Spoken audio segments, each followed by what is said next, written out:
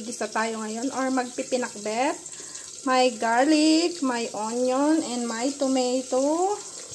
And ito yung pangpakbet. May sile, may kalabasa, may okra, may ampalaya, may saluyot. Ayan, may sitaw, may talong. Ayan, kompleto. Ayan, may kalabasa. And then, yung piniprito kong tilapia, ito yung isasahog ko, guys.